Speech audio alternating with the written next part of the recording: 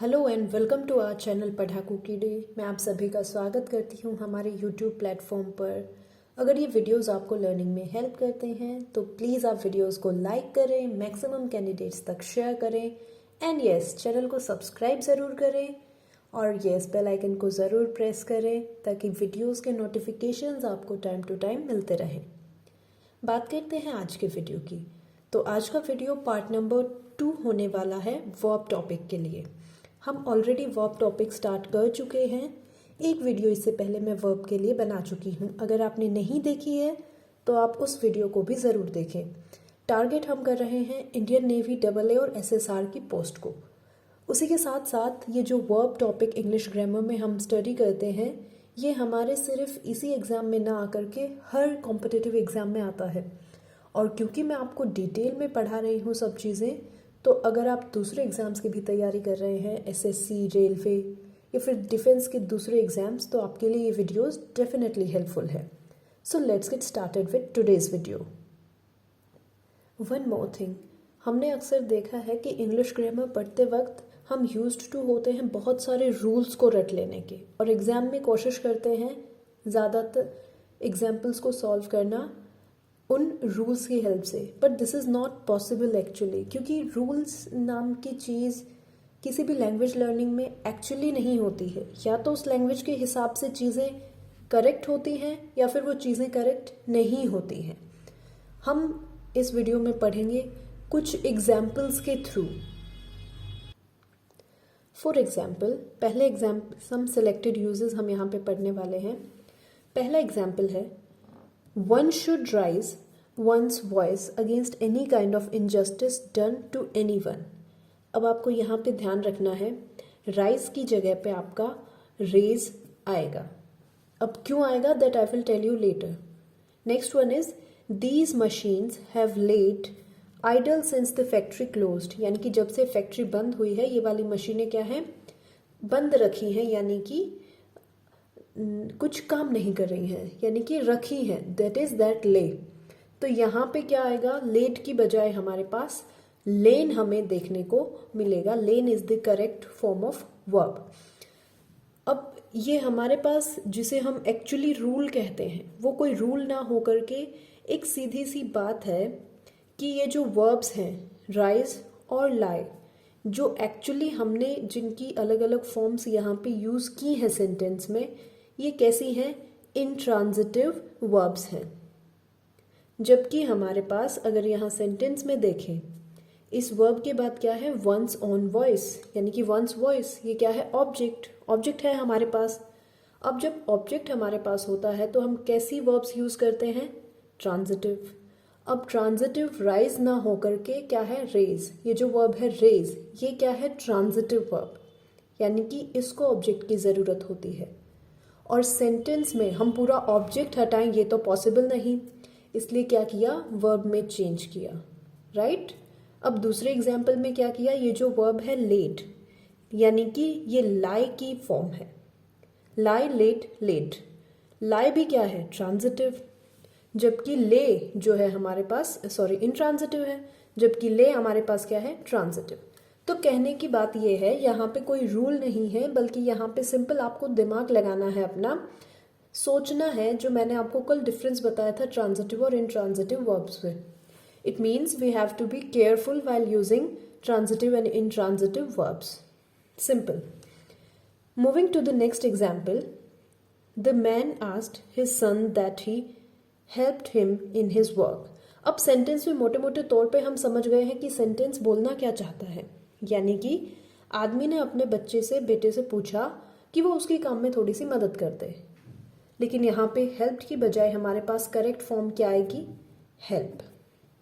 दूसरा एग्जाम्पल देखते हैं, it is imperative that every citizen does his duty properly. Imperative क्या होता है, अनिवार्य। मैं यहाँ लिख देती हूँ आपके लिए, अनिवार्य, जिसे बोलते हैं ना compulsion, that is imperative. So it is imperative, ये साथ साथ आपकी वोकेबलरी में भी एक वर्ड जुड़ गया है। It is imperative that every citizen does his duty properly. यहाँ पे डज की बजाय क्या आएगा, डू। अब ये एग्जाम्पल्स आपको मालूम चल गए। इन एग्जाम्पल्स में एक्चुअली हमने क्या चीज़ फॉलो की है वो ये है that we use base form of verbs while talking about necessities, indirect orders, advice, demand, prayer। जब भी सेंटेंस में कोई प्रेयर हो, कोई डिमांड हो, कोई एडवाइस हो, इनडायरेक्ट ऑर्डर्स दिए गए हों या फिर कोई ज़रूरत की बात कही गई हो, उन सब में हम क्या करेंगे, वर्ब की बेस फॉर्म का यूज़ करेंगे। अब मैं चाहूँ तो आपको सीधे सीधे रूल्स करके भी मैं ये चीज़ें लिखवा सकती हूँ जो मैंने रेड लाइन में लिखी हैं, but actually these are not rules. अब आपको समझ आ गया होगा कि ये रूल्स क्यों नहीं है, क्योंकि ये जब हम एग्जाम्पल सोल्व करते हैं वहाँ से ये कंक्लूजन्स निकल के आते हैं। These are not rules. English language does not follow these particular kind of rules, because अगर इसको हमने रूल मान लिया तो ये बात, ये स्टेटमेंट 101% ट्रू हो जाएगी, which is again not possible, क्योंकि किसी भी लैंग्वेज में अमेंडमेंट्स टाइम टू टाइम होते रहते हैं। So the major thing is while learning this language that we get updated with what is going on at the time. तो आइए कुछ और एग्जाम्पल से देखते हैं। ये बहुत ही सिलेक्टेड एग्जाम्पल्स लिए हैं मैंने। Not many people have their children to choose the career of their choice. इसके अंदर टू चूज़ की बजाय आएगा choose. Reason I will tell you now. Mrs Sharma had her son admit in a prestigious yoga college. यहाँ पे admit की बजाय आएगा एडमिटेड। अब यहाँ पे एक सीधी सी बात है, वर्ब के साथ साथ एक और टॉपिक हमें पढ़ना होता है, कॉजेटिव वर्ब्स। कॉजेटिव वर्ब्स ऐसी होती हैं जैसे अगर हिंदी में मैं बोलूँ कि मैंने बाल कटवाए और एक मैं कहूँ मैंने बाल काटे। सो मैंने बाल काटे मतलब इसमें डूअर कौन है, मैं यानी स्वयं। बट अगर मैं कहती हूँ मैंने बाल कटवाए यानी कि किसी और से मैंने कोई काम करवाया, तो वो किसी और से काम करवाना ही कहलाता है कॉजेटिव वर्ब्स। और कॉजेटिव वर्ब का कंसेप्ट ही आपको इन दोनों एग्जाम्पल्स में देखने को मिल रहा है। Not many people have their children to choose the career of their choice. यहाँ पे क्या बोल रहा है कि ये जो बहुत सारे लोग हैं ये अपने बच्चों को चूज नहीं करने दे रहे हैं उनकी चॉइस का करियर। इसका मतलब कि यहाँ पे काम करने वाला या करने वाला इज चिल्ड्रन, यानी कि बच्चे जिनको करियर चूज करना है, लेकिन करवाने वाले कौन हैं, वो लोग, might be their guardians, might be their parents और might be someone else. So those people जो काम करवा रहे हैं, ये जो हैव यहाँ पे यूज हुआ है ये कॉजेटिव वर्ब के लिए यूज हुआ है, यानी कि have when used as a causative verb is followed by bare infinitive or past participle depend on the nature of its object। अब यहाँ पे कैसे यूज किया है, to choose। to choose क्या हो गया, have यहाँ पे किस तरीके से काम कर रहा है, किसी हेल्पिंग वर्ब की जगह यहाँ पे have causative वर्ब की तरह काम कर रहा है, किसी के थ्रू काम करवाना। कॉजेटिव वर्ब के लिए आप लोग ज़्यादा टेंशन ना लें, जैसे ही वर्ब टॉपिक आपका ओवर होगा मैं आपके लिए कॉजेटिव वर्ब पे एक पर्टिकुलर वीडियो बना दूंगी, क्योंकि इस टॉपिक से क्वेश्चंस पूछे जा रहे हैं। तो जैसे ही हैव कॉजेटिव वर्ब की फॉर्म में यूज़ हुआ, हमें यहाँ पे बेयर इन्फिनेटिव यूज़ करना है। बेयर इन्फिनेटिव मतलब कि वर्ब की फर्स्ट फॉर्म। अगर इन्फिनेटिव होता तो इन्फिनेटिव का मतलब होता है 2 + V1। अब यहाँ पे भी मैं आपको छोटी सी बात बता दूँ दैट इन्फिनेटिव्स, जिरंड्स एंड पार्टिसिपल्स ये तीनों किसके फॉर्म्स हैं, वर्ब की ही फॉर्म्स हैं, बट वो नॉन फाइनाइट वर्ब्स होते हैं। Non finite verbs, non finite verbs और एक है कॉजेटिव वर्ब्स। ये दोनों ही टॉपिक मैं आपको जैसे ही हमारा मेन वर्ब टॉपिक कंप्लीट होता है वैसे ही करवा दूंगी, right. So this is one thing. ऐसे ही ये second example, Mrs Sharma had her son admitted in a prestigious yoga college. इस सेंटेंस का मतलब ये है कि मिसेस शर्मा ने अपने बेटे का एडमिशन करवाया।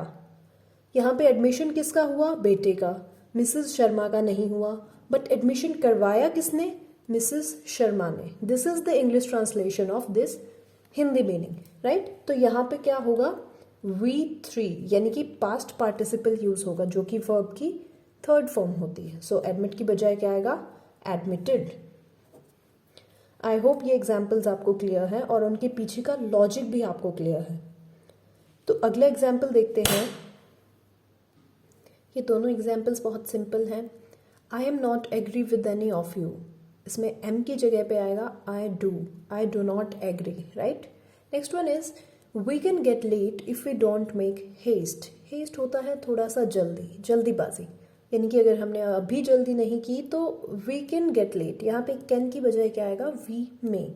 तो यहाँ पे चेंज किस चीज़ का हो रहा है, हमें ध्यान किस चीज़ का रखना है, ऑक्सिलरीज को यूज़ करते वक्त, यानी कि हेल्पिंग वर्ब्स कौन से आएंगे, कहाँ पे do, does, may, might, can, could. एक तरीके से ऑक्सिलरीज का ध्यान रखने का मतलब है कि अपने आप में हमने मॉडल्स का टॉपिक पढ़ा है, राइट।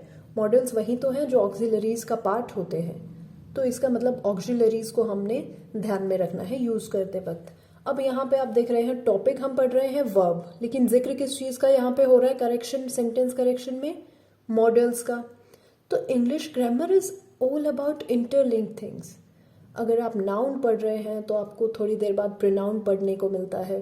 जब आप एडजेक्टिव टॉपिक पढ़ रहे होंगे तो आपको वापस घूम के एक बार नाउन का रिविजन करना पड़ेगा, बिकॉज चीज़ें क्या है, इंटरलिंक्ड है। हर एक चीज़ दूसरी चीज़ से लिंक्ड है। फर्स्ट क्लास से लेके आपकी लास्ट क्लास तक इस सिलेबस की क्या होगी, इंटरलिंक्ड होने वाली है। तो अगर आपको कोई भी डाउट रहता है तो आप मुझसे प्लीज़ कमेंट सेक्शन में ज़रूर पूछें, क्योंकि एक डाउट हो सकता है आगे जाके आपको दूसरी चीज़ समझने में प्रॉब्लम करे। अगर आपको एक बार में चीज़ें क्लियर नहीं हो रही हैं, जो अक्सर बहुत सारे नए बच्चों को नहीं भी होती हैं, तो आप या तो वीडियो को पॉज करें, रिवाइंड करें, फिर से देखें, या फिर एक बार वीडियो को कंप्लीट देखें और फिर से वीडियो को रिवाइज करें। This is my suggestion to you. तो आपको ऑक्सिलरीज का क्या रखना है, ध्यान रखना है यूज़ करते वक्त। नेक्स्ट एग्जाम्पल की अगर हम बात करें, whatever she cooks it taste very deliciously. यहाँ पे डिलीशियसली की जगह पे आएगा delicious. Next one is though this machine looks good it doesn't work good. यहाँ पे इस गुड की जगह पे आएगा वेल। अब यहाँ पे हमें क्या देखने को मिल रहा है, एडवर्ब के टॉपिक से करेक्शन हो गई हमारी, यानी कि हमें एडवर्ब्स यूज नहीं करने हैं लिंकिंग वर्ब के बाद, और इसी तरीके से हमें एडजेक्टिव्स यूज नहीं करने हैं एक्शन वर्ब्स के बाद। जैसे सेकंड एग्जाम्पल में क्या है हमारे पास, इट डज नॉट वर्क, ये क्या है, एक्शन वर्ब, और एक्शन वर्ब के बाद हमेशा हमें एडजेक्टिव यूज करना होता है। गुड और वेल में हमारे पास गुड क्या है, एडजेक्टिव है, जो कि एडजेक्टिव हमें यूज नहीं करना होता है, और वेल क्या है, वेल हमारे पास एडवर्ब है, एडवर्ब। तो हमें यूज क्या करना है, एडवर्ब। एक्शन वर्ड्स के बाद हमेशा यूज क्या होगा, एडवर्ब, और लिंकिंग वर्ब्स के बाद यूज क्या होता है, adjective. You have to keep in mind. For example, अगर मैं कहूं food is delicious, this sentence is correct. Is क्या है, लिंकिंग वर्ब, और डिलीशियस क्या हो गया, एडजेक्टिव, यानी कि फूड की विशेषता बताई गई है। इसी सेंटेंस को मैं लिख सकती हूं, फूड इज डिलीशियसली टेस्टी। इसके अंदर क्या किया है, हमने टेस्टी की विशेषता एडवर्ब में बताई है, यानी कि delicious is adjective, deliciously is adverb. Adjective adverb का टॉपिक जब आपका आएगा तब आपको ये चीज़ें और अच्छे से समझ में आएंगी। अभी आपको ध्यान में रखना है कि हमें एडवर्ब्स का यूज़ लिंकिंग वर्ब के बाद नहीं करना है, एडजेक्टिव का यूज़ करना है, और एडजेक्टिव का यूज़ हमें एक्शन वर्ब के बाद नहीं करना है, क्योंकि वर्ब्स को डिफाइन करने वाले कौन से होते हैं, एडवर्ब्स होते हैं, ना कि एडजेक्टिव्स। सिंपल भाषा में आपको इतना दिमाग में रखना है। आज की वीडियो में हम इतना ही पढ़ते हैं। आप इन एग्जाम्पल्स को रिवाइज करिए, कोई भी डाउट आता है तो आप मुझसे जुड़ सकते हैं टेलीग्राम चैनल पर भी, और comment section is always welcome for you and your doubts.